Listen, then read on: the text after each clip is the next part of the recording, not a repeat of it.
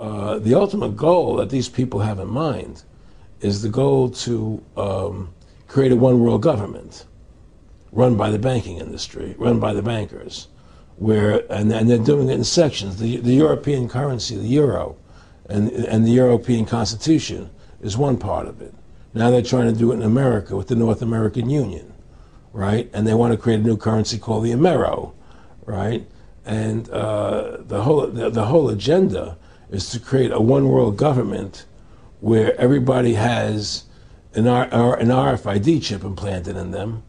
All money is to be in those chips, right? There'll be no more cash. And this is given me straight from Rockefeller himself. This is what they want to accomplish. And all money will be in your chips. And so instead of having cash, anytime you have money in your chip, they can take out whatever they want to take out whenever they want to. If they say you owe us this much money in taxes, they just deduct it out of your chip digitally. Total control. Total control. And if you're like me or you, and you're protesting what they're doing, they can just turn off your chip. And you have nothing. You can't buy food. You can't do anything. It's total control of the people. And that chip's connected to a database that has your purchasing records, what you do, what everything, you sell. Everything is in there, you know? And so they want a one world government controlled by them, everybody being chipped, all your money in those chips, and they control the chips, and they control people. And you become a slave. You become a serf to these people. That's their goal. That's their intentions. Eric, can you be specific about when you met Rockefeller, how it happened in these discussions?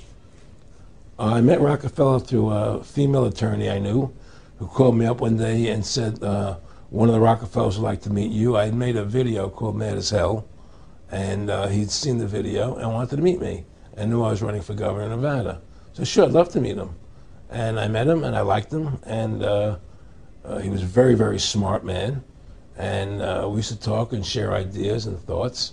And he's the one who told me 11 months before 9/11 ever happened that there was going to be an event. Never told me what the event was going to be, but there was going to be an event. And out of that event, we were going to invade Afghanistan to run pipelines from the Caspian Sea. We were going to invade Iraq, you know, to take over the oil fields, establish a base in the Middle East, and make it all part of the New World Order. And we'd go after Chavez in Venezuela. And sure enough, later 9/11 happened. And I remember he was telling me how how you're going to see soldiers looking in caves for people in Afghanistan and Pakistan and all these places. And there's going to be this war on terror, which is no real enemy. And the whole thing is a giant hoax, you know, but it's a way for the government to take over the American people. He told you it was going to be a hoax. Oh, yeah. Oh, yeah. There's no question. He says, there's going to be war on terror. And he's just laughing. There's no, who are we fighting? I mean, why do you think 9/11 happened and then nothing's happened since then? Do you think that our security is so great here that these people who pulled off 9/11, who were able to, can't knock down another plane? Come on, it's ridiculous.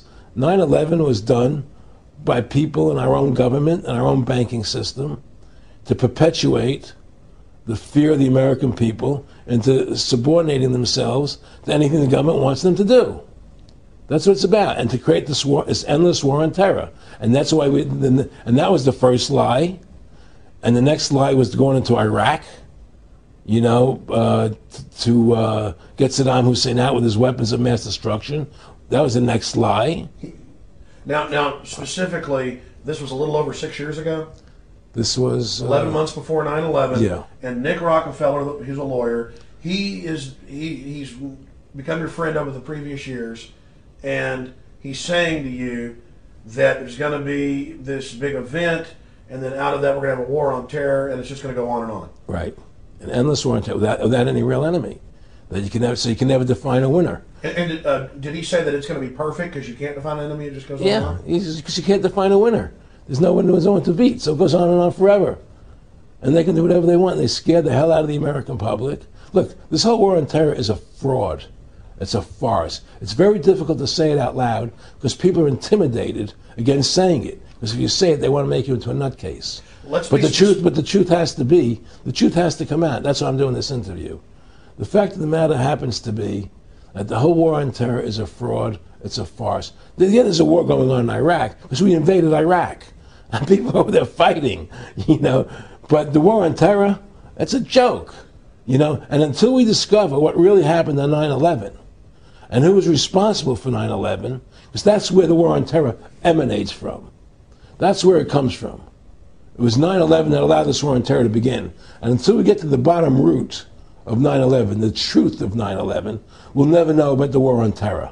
Aaron, you said that he was, and I think it's important, and I know this about the Rockefellers from Dr. Dennis Cuddy and many others who literally, you'll be 20 years old in a lunch line at college, and no, there's David Rockefeller. And they're experts at recruiting and getting what they call players, and that clearly he was, I want to make it specific and just get you to reiterate what you said last night about you got 30% of the vote, you were having an effect, you made mad as hell, they knew that you'd started the Constitution Party, they knew that you were somebody who was taking action and getting things done, you'd already made some big films, had a lot of other successes, right. So they were trying to recruit you, and didn't it come down to the point of, hey, we are here to recruit you, and don't worry, your chip's going to say, don't mess with us, you know, this guy's don't touch. Yeah, yes, that did happen. I was definitely being recruited, but it's more subtle than that. Well, in your words, just go through the process, and then what he said. Well, what it is remember we were friends, and we used to go to my house a lot. We'd have dinner, we'd talk, and he'd tell me about business investments I get involved in, you know, or they would help me with this business investment or that business investment. And was I interested in joining the Council on Foreign Relations? You know, I would have to get a letter to join them, but was I interested in that? And you know, just stuff, you know, leading you on. And I used to say to him that I never really did that because that wasn't where I was coming from. You know, as much as I like you, Nick, you know, your ways and my ways we're on the opposite side of the fence. You know, I don't believe in enslaving people. You know, and he would come back with, "Oh, I do." Or? Well, it would be more like it's better for them. Well, it's more like, you know, how do I put it? It was like, what do you care about them? What do you care about those people? What difference does it make to you? Take care of your own life. Do the best you can for you and your family. What do the rest of the people mean to you? They don't mean anything to you. They're just serfs. They're just people. You know, it was just a lack of caring, you know, and that's just not who I was. It was just sort of like cold, you know. It was just like cold, you know. And I used to say to him, what's the point of all this? You have all the money in the world you need. You have all the power you need. What's the point?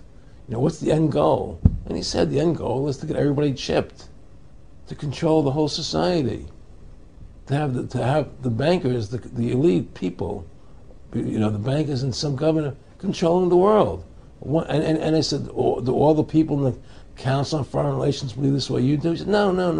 You know, most of them believe they're doing the right thing. A lot of them believe it's better off being socialistic. You know, we have to convince people that socialism is really capitalism. Because America's becoming a socialist country. It's a communist country today. Well, one of the things they told me was that he was at the house one night, and we were talking, and he started laughing. He said, "Aaron, what do you think women's liberation was about?"